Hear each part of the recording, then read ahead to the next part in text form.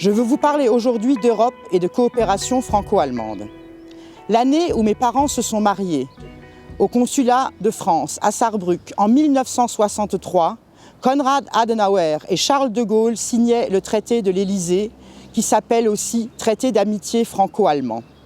Le lien si particulier entre ces deux pays, jadis ennemis, et leur responsabilité commune dans la réussite du projet européen était de ce jour gravé dans le marbre.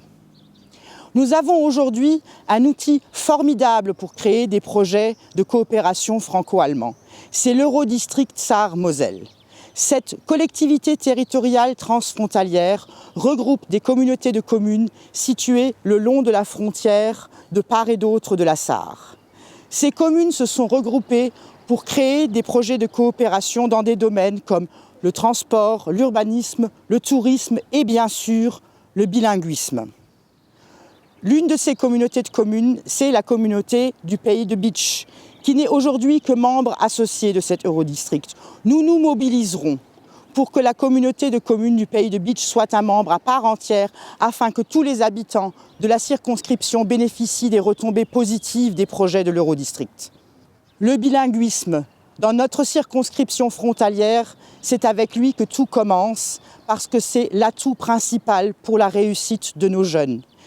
C'est la raison pour laquelle nous voulons développer davantage le réseau de maternelles bilingues Élysée 2020 et nous voulons prioriser l'apprentissage de l'allemand tout le long du parcours scolaire, universitaire et de formation professionnelle.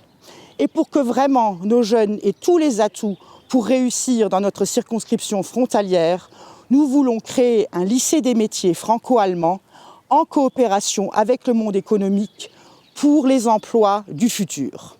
Et je veux vous parler d'une dernière chose. Tous les projets de coopération franco-allemand ou presque se heurtent aujourd'hui à des barrières juridiques. Nous voulons une bonne fois lever ces barrières juridiques en créant un outil qui s'appelle la boîte à outils juridique franco-allemande. Cet outil aura 3 fonctions.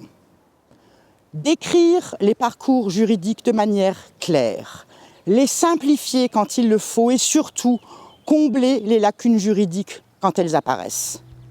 Notre circonscription doit être un laboratoire pour une meilleure Europe. Osons plus d'Europe, osons plus de coopération franco-allemande.